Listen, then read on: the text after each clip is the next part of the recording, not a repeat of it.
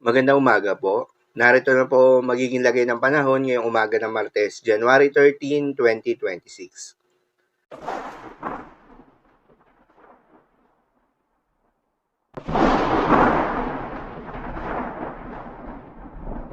Sa kasalukuyan at ayon sa pag-asa, shear line o yung banggaan ng malamig na northeast monsoon at mainit na easterlies ang patuloy na nakakaapekto sa may eastern section ng northern at central Luzon.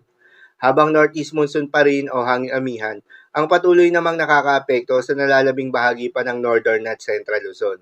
At sa nalalabing bahagi pa nga ng ating bansa kasama ng Metro Manila, ay asahan naman yung epekto ng easterlies o yung mainit na hangin na nanggagaling sa may karagatang Pasipiko. Magandang balita naman dahil ayon sa pag-asa ay wala pa rin tayong binabantayan na low pressure area o bagyo sa loob o malapit sa Philippine Area of Responsibility na maring makaapekto sa ating bansa. Samantala, nananatiling mataas na yung tsansa na may mabuong sama ng panahon o low pressure area o bagyo ngayong week base yan sa forecast model na ating ginagamit. At base naman sa pinaka-latest tropical cyclone threat potential forecast na inilabas ng pag-asa, posibleng may mabuong sama ng panahon sa mga susunod na araw at inaasahan na papasok rin ng Philippine Area of Responsibility sa mga susunod na araw. Ang nasabing sama ng panahon ay tumaas na yung tsansa o nasa high chance na maging isang ganap na bagyo. Inaasahan na lalapit ito sa Eastern Visayas at Mindanao.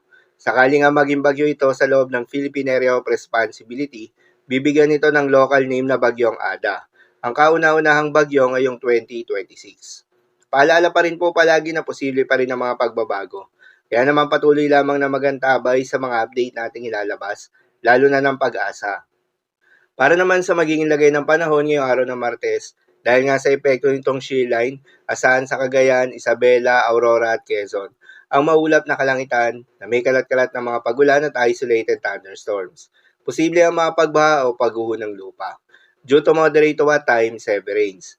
Habang sa Cordillera Administrative Region, nalalabing bahagi ng Cagayan Valley, ay asahan naman yung maulap na kalangitan na may kasamang mahihinang pagulan na dulot ng northeast monsoon. Habang sa Camarines Norte, Camarines Sur at Catanduanes, ay asahan naman yung maulap na kalangitan na may kalat-kalat ng mga pagulan at thunderstorms na dulot ng easterlies. Posible rin ang mga pagbaha o pagguho ng lupa. Due to moderate to at times heavy rains. Habang sa Ilocos Region at nalalabing bahagi pa ng Central Luzon, ay asahan naman yung bahagyang maulap hanggang sa maulap na kalangitan na may kalat-kalat ng mga mahihinang pagulan na dulot ng northeast monsoon. At sa Metro Manila at nalalabing bahagi pa ng ating bansa, ay asahan naman yung bahagyang maulap hanggang sa maulap na kalangitan na may kalat-kalat ng mga pagulan o thunderstorms na dulot ng easterlies. Posible rin na mga pagbaha o pagguho ng lupa during severe thunderstorms. Madalas nabobo ang mga thunderstorms na ito tuwing hapon o gabi na nagtatagal ng 1 hanggang 2 oras. Kaya naman ingat sa mga posibleng banta ng pagbaha at pagguho ng lupa, lalong-lalo na sa mga lugar na inuulan na noong mga nakaraang araw pa.